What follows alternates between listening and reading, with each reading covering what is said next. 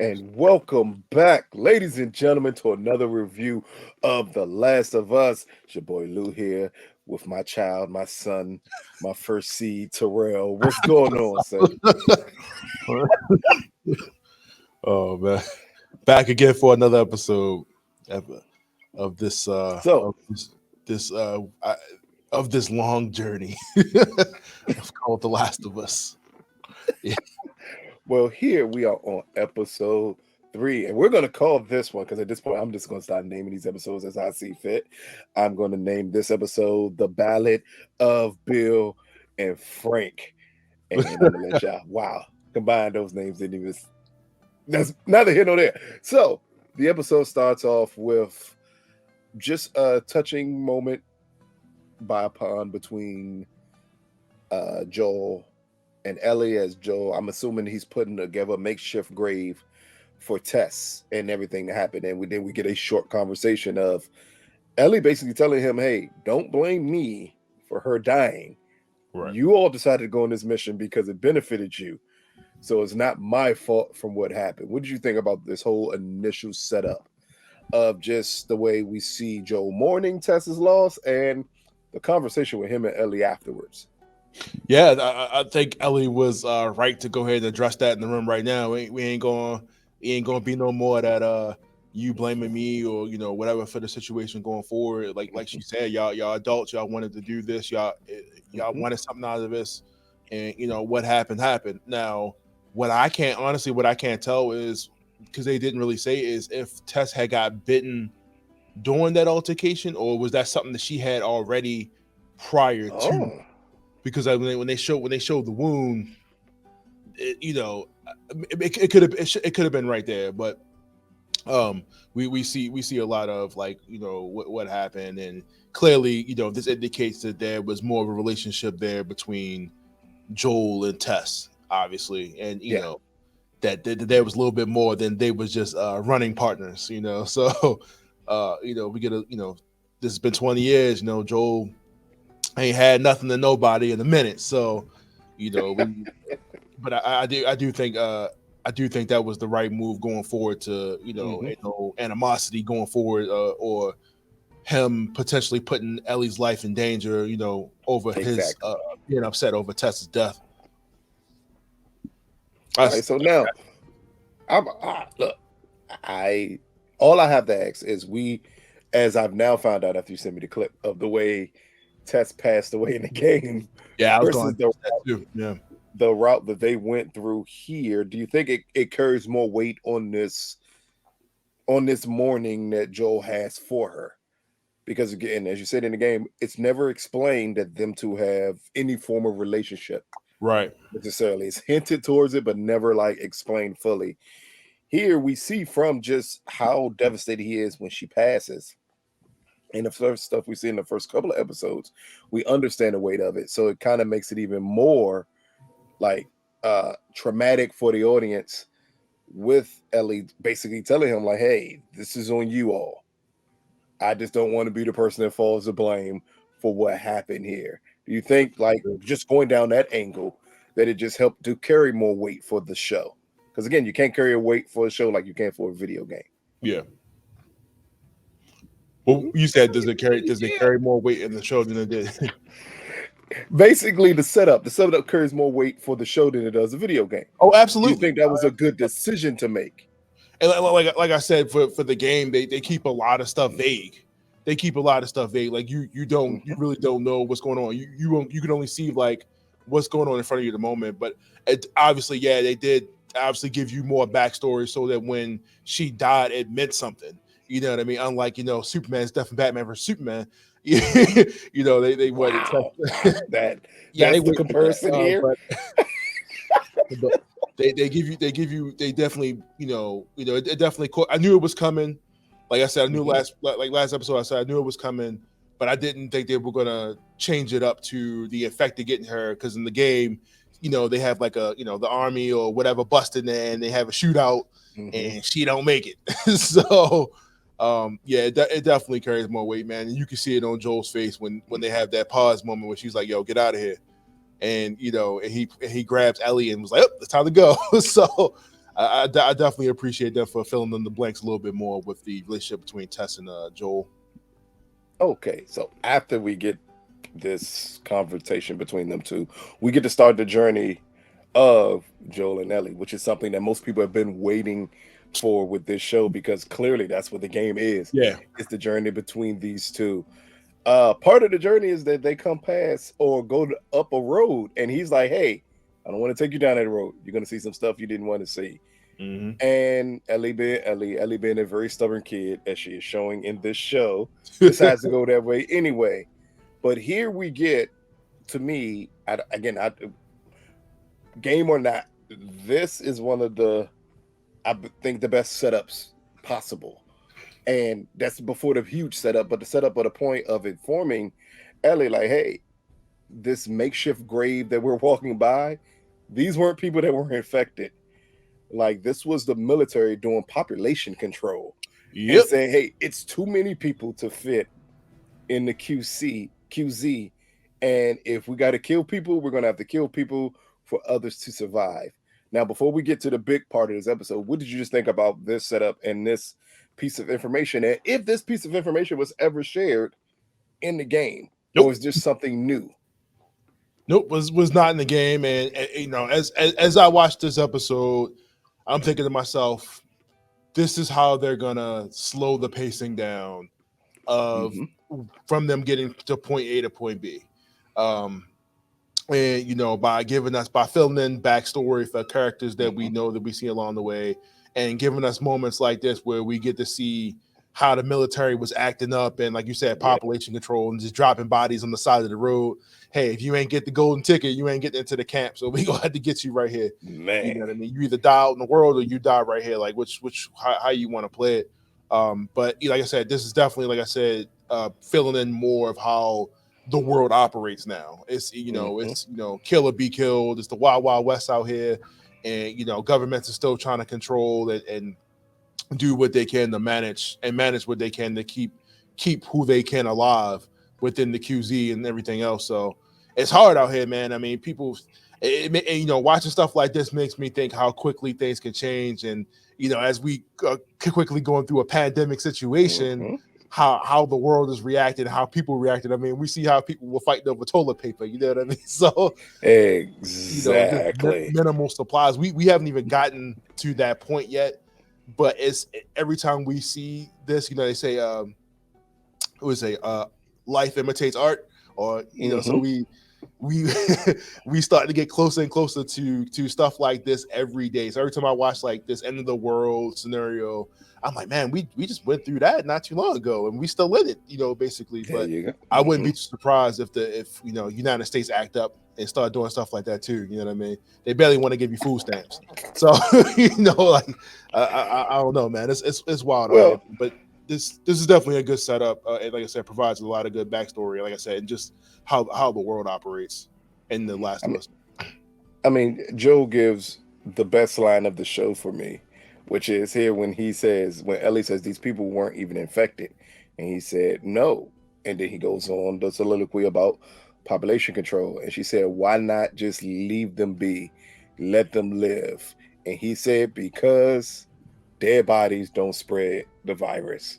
It's True. the best line in the world because it kind of puts in perspective exactly the mindset of a military in this situation, and technically what should be the mindset of people. Meaning, if you leave people alive instead, and this is going to sound cruel to a lot of people, and I already know it, instead of leaving them people alive to possibly get infected and spread this even more, their thinking is just kill them. It's Yeah. better to kill and burn. That way, we don't have to worry about that. But at this point, we get a flashback, and to a character that, if anything like this happened, I would be clearly more like in preparedness. That's it, just preparedness of what happens, and we get the flashback of them vacating a town, and then we get Bill, one of the best known characters from the video game here, Yep. an award-winning character from the video game here. What did you think here with the setup and before we get to everything that happens with Bill, but just the introduction of Bill, the character here with the show? played by Well, I Nick mean, Offerman in an amazing role, by the way. right. As soon as I seen Nick Offerman, I knew who he was playing. Like I was like, oh man, this is going to be like I seen when he was in his survivalist mode. Like who the character he was playing. And I was ready to see where this goes because I know what the relationship between him and Joel is in the game, and where they go going forward and stuff like that. So I was really interested to see how they would set it up. But it was kind of weird that the transition of that from hey, dead bodies on the road to hey, this is Bill like 20 years ago. You know what I mean? Like because there was nothing. I could see if they had like walked into the house and then they did the backstory. Oh, I love the transition here because it was, hey, why didn't you let these people live? It wasn't enough space to let these people live. And the moment they say that, they flash to a woman and her baby as the military is just loading people up. Knowing, and in all honesty, they don't have enough room for all these people, but they're just loading people up. And then we get this guy who just happens to be in his bunker watching on television as the military is escorting everyone away. I love, for me, not knowing much about this character, I just love the introduction of a survivalist this way. And you would expect some people to be this way, like, nope, the moment all of them are gone, I'll do what I got to do to survive here. And then we get the beginning of the story of Bill. We see him surviving on his own. We see him building his own little mini city / fortress for survival. But then we get an introduction to a character that I found out is also in the game, mentioned in the game, but not really shown in the game. Yeah. And that is Frank, who happens to be Bill's lover, husband, however you want to put it. He got married, yeah. So.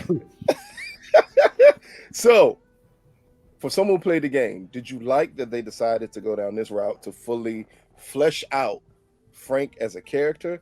And then what did you think about them fleshing out over the years how everything happens with them two? I was a little surprised. I mean, I already knew, because they mentioned it in the game. They mentioned it vaguely. That the character of Frank or Bill's like, hey, this is what happens when you fall in love in this world, yada yada yada. And I had this person once, and I was surprised that they took this route with it, mainly because when you see Bill in the game, he's just kind of like underground crazy person. And he's also around Joel's age. So that wasn't like a big age gap that they've made here between Joel and Bill. So that's why I was kind of shocked as to what was going on here. But at this point, I was like, did I need this? Did I need, especially if it was going to be kind of like a one-off thing, did I need to see an hour story between Bill and Frank? And how they live their lives at the end of the world, and Bill taking this chance on Frank after should have shot him in that hole, me personally, but taking this chance on him, letting him come in, use the shower, making this man some rabbit stew, whatever it was. It was definitely something that I didn't think I wanted, but it definitely fleshed out that story a little bit more and gave more impact when they come into the house. But like I said, I think a lot of people are going to be just upset because they hate to see stuff like this on TV, especially at this point. Yeah, like they don't, they don't want to see a man fall in love at the end of the world. Apparently, you know what I mean. So it was definitely interesting too, just to see the beginning ingenuity of Bill and like what he was capable of, like just putting stuff together, making these traps and stuff like that. And I can see people watching this that probably have 45 cases of 24 packs of water in their basement and a wall of beans. Like, man, this is what you need to do. This is the payoff end of the world. You got guns in the basement and everything else. So I wasn't racist. I was just prepared for the end of the world. So, but yeah, I could definitely see where like a lot, because Bill in the game is the one that teaches you how to make like the pipe bombs and like different other explosives just out of like pure trash. So like it was cool to see, like I said, like a lot of the ingenuity of the character being shown in this episode. And that was it. See, but I think that's the point of this episode. The point of this episode is to you can't have a show with just Ellie and Joel No, walking. You're and never that's going to be able to get away with that. right. And that So is the whole thing here, with The Last of Us. It's not just Ellie and Joel; it's the people that are around them that really mhm. make that story. So some of these people are going to end up having maybe not full episodes because again, Bill ended up being a very celebrated character.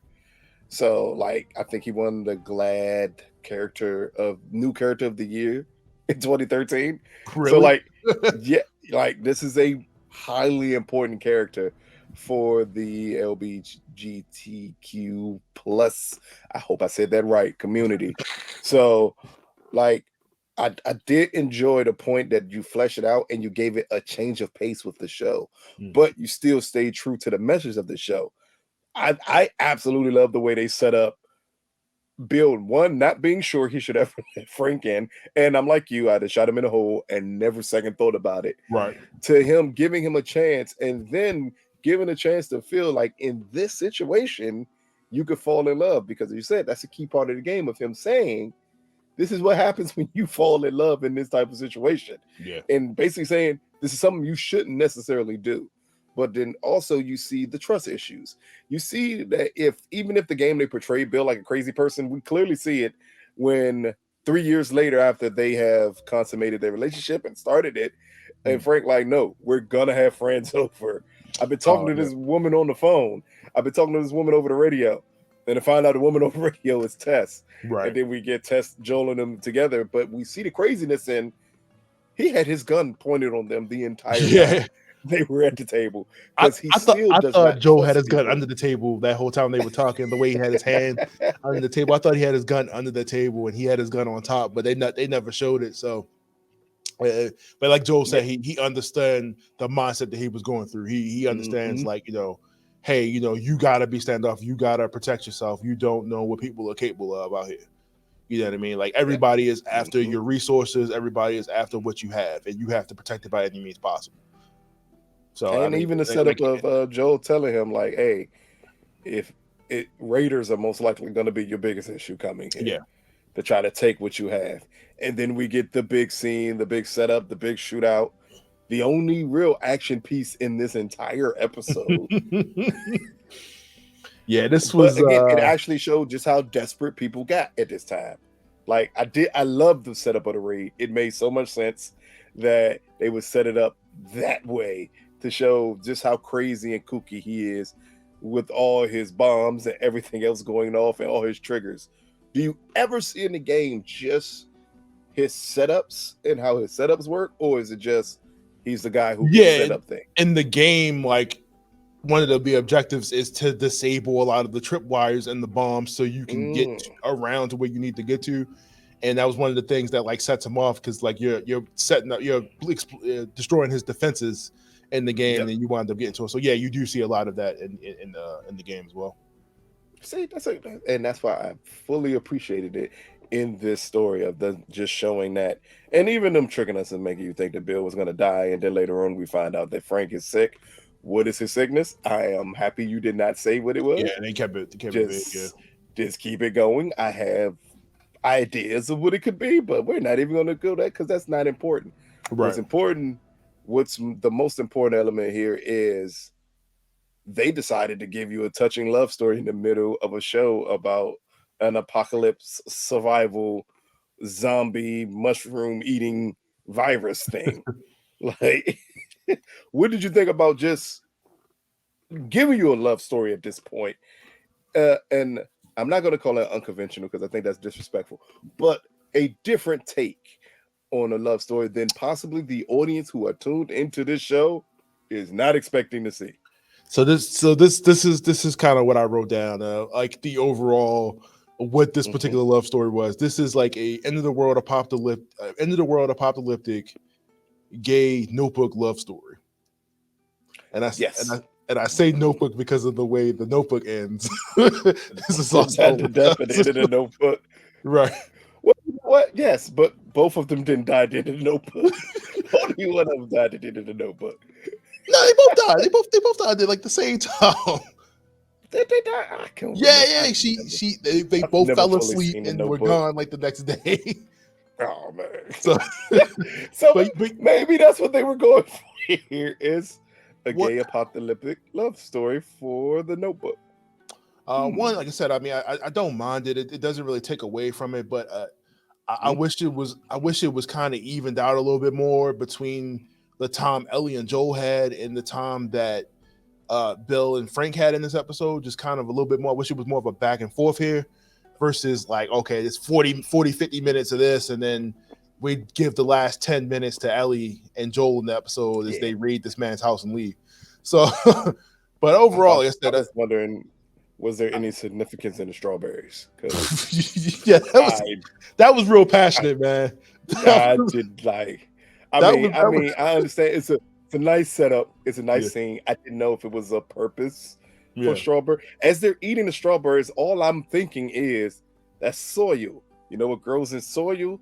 Fungus. You know Mm-hmm. what fungus is the thing you're fighting right now. That's Yeah, all I thought of. they explained with the conversation with Ellie and Joel a lot of the Hmm. products that would have had the grown fungus in it that got Hmm. discontinued and pulled off the shelf. So you, like you said, anything like that would have been like, nah, like pancake mix Well, and and the weird part is, I guess because again, this is part of being a survivalist, is that you learn how to grow your own things. right. So if he's growing his own, he's not using the processed foods that Joel talked about that would have carried the virus and carried the fungus around, which is something we're going to get back at the end of the episode because I think that's the most important part by the end of the episode. But last part of this love story is the death scene and him setting up everything for Joel afterwards. Do you think that was a good move to play on? Because I do know with the game, you have Bill helping Joel out a little bit more and in a different way. And Frank kills himself technically by the story in the game. But it still is Bill helping out with the battery and telling him this is the place where you got to Yeah. go get the battery, the whole setup thing. Here, he leaves everything to Joel, including the car with the Yeah, that was battery, I'm Will. assuming, Yeah. to go take what he needs to go forward. Do you think this was a good setup for the show? I think it Or was a good would you have setup. preferred the way the game did it?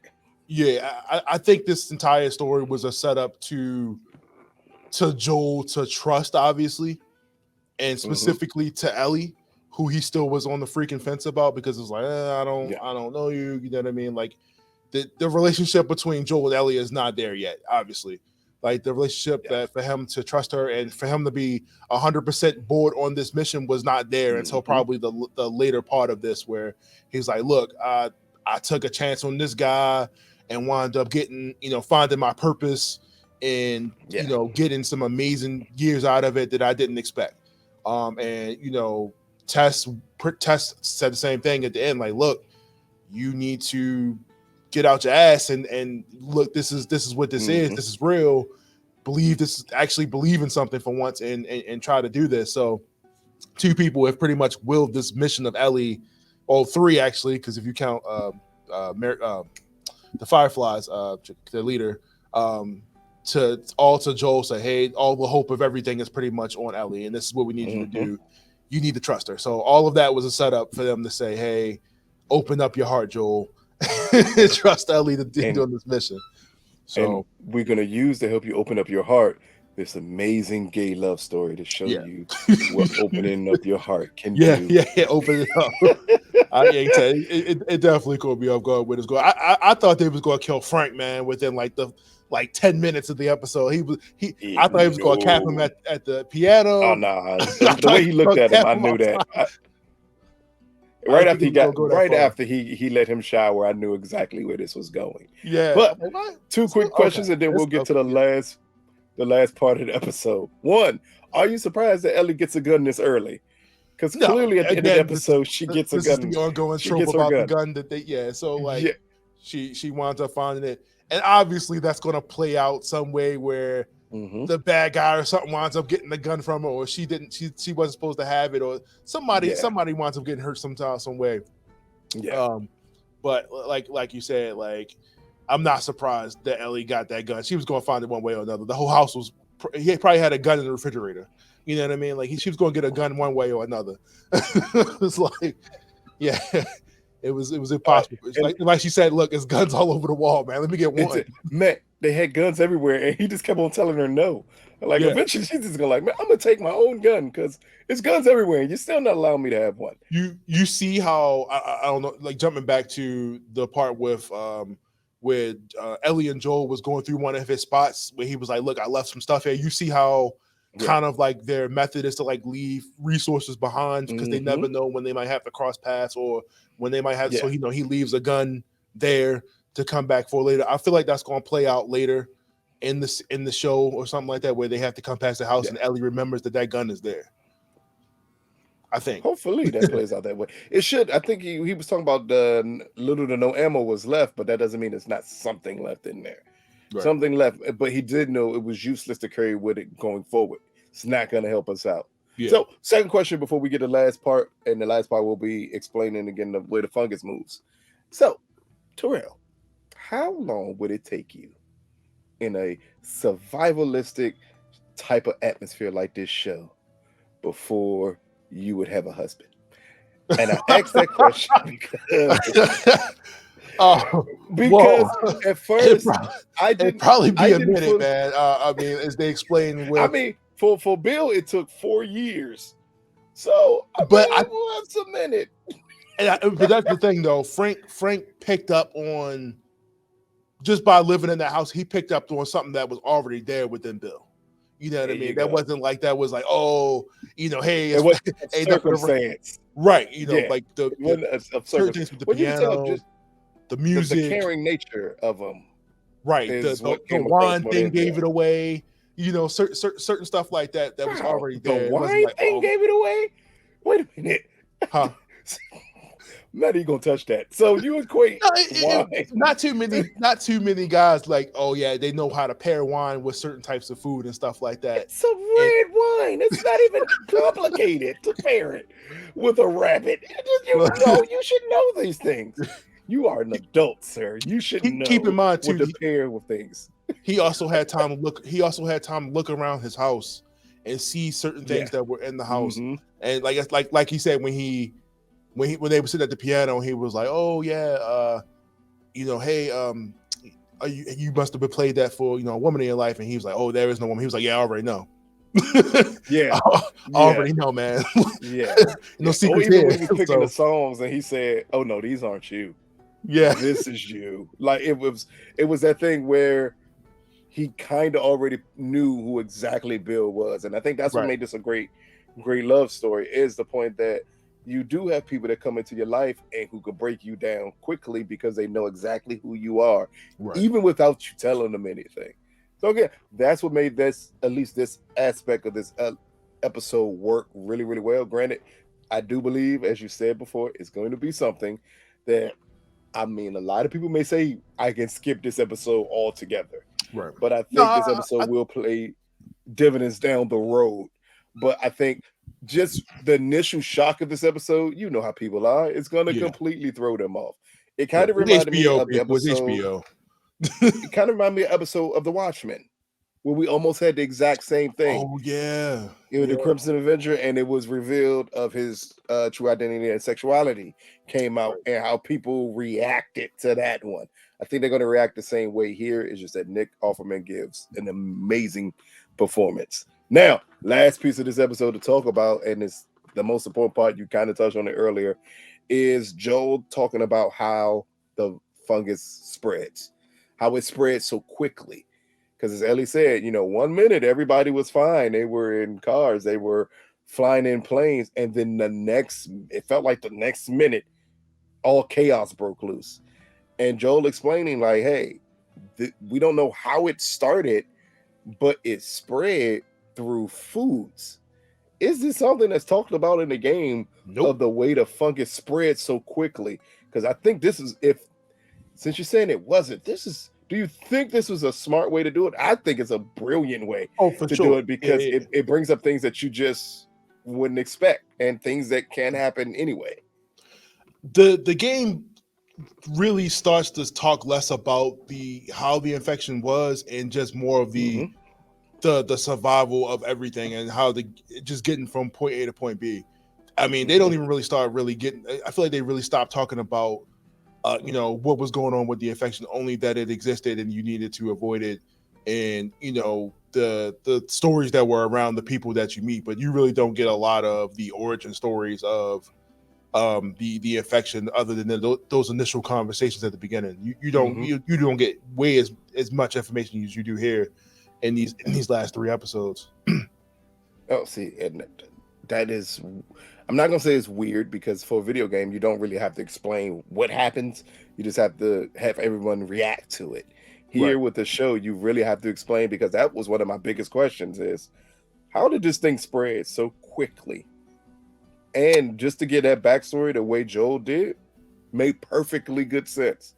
It would be in a fungus would be in grains, it would be in certain processed foods, because guess what, funguses can live in those type of things and live in that type of environment. Mm-hmm. And when it did, as you said, people ate it, and then if you ate enough of it, it turned you. It kind of also plays into the stigmatism with Americans and food and processed foods, and how we consume large amounts of it. And if that was the case, how quickly something can spread when you do things of that nature. So, Terrell, final thoughts on Last of Us episode 3, Ballad of Bill and Frank, because that's the name of this episode to me. I'm I'm a little disappointed just because I wanted Bill to be an ongoing character through the episode, and to bring in Nick Offerman just to have him die. I said I'm a little let down because I've seen what Bill is capable of in the video game, and like what that character is, because he carries over into the sequel as well. So as we said last week about the changes that are made, this is a major change because Bill is an Mhm. ongoing character in the video game and stuff like that, and he helps, and Ellie mentions him, later on. Um, I'm a little disappointed. I really wanted to see him do more. I wanted to see him do something with Joel, and at least help out some along the way. And but they instead chose to have a aging story, which I don't know why they were aging so fast. Uh, they were already like in their 50s. Like I don't know, like uh, it was like 2003 to whatever it was. I'm like, geez. Um, but like I said, that's my biggest gripe is I really wanted to see more Bill through the Mhm. rest of the season, especially bringing in such a great actor. And like I said, knowing what he's capable of, I wish we would have got a little bit more there. But that's really makes me question if this show at all is going to be a multiple series thing, or at some point Mm. it's just gonna break off and become its own thing from the video game at some point along in the story, which is already doing. I about to say, well, it's only two video games, so Right. if you're gonna push this past Two very season long one, video game, two very yeah, long you, video game. you're Yeah, gonna have to break it off. Now, with me not knowing much about the character, I love this episode. I love the way it was set up. I love the execution of it. But even with that, I still wanted more out of Bill. I still right. wanted to know more about whatever this relationship is between Bill, Frank, Tess, and Joel. And I think as we got here, with Tess technically being killed in episode 2, but she's in episode 3, I think we're going to get the same thing with Bill, because clearly they had a relationship. Him and Joel had a relationship for about, it seemed like 10 to 15 years there, where they knew each other. So if that's the case, we're going to have to see at least flashbacks of this setup, flashbacks of the things he helped uh Bill do and the things Bill helped Joel do. As we see just from even them having the cars piled up outside the fence, we know something happened. Or even when he thought he was gonna die, and he said, "You can't be here by yourself. Call Joel, and he'll protect you." Right. So I think it's a chance that we're gonna get flashbacks. I think that's the way this show is actually setting itself up to be live action to flashback, live action to flashback, to explain to you how these things move. And if that's the case, then we'll get more Bill, and it'll be great just to see it. But if it's just a one off, while I think the episode is really really good, it's a huge disappointment for a character like this. Yeah. But this has been another review of Last of Us episode 3. Please subscribe, comment below, let us know what you think about our review, let us know what you think about the episode. Terrell, they can smash what? Pause. The like button, the subscribe button. There you go. There you go. Yeah. Because I'm not saying that. That's your one job. That's your one job is to tell people to smash the like button. Oh, sir, my that's God. all we ask. Smash. So please stay tuned to Big Old Bell for more reviews. You can catch this review every Sunday after the episode airs on HBO. Again, comment below. Let us know what you think about this episode. It's gonna be Peace, some hateful people. comments. I see it now. Video game fans are the worst, and I'm gonna see it now. See, he's praying on y'all downfall. I'm gonna have more faith on y'all. But until then, We'll see. we out, people. See you.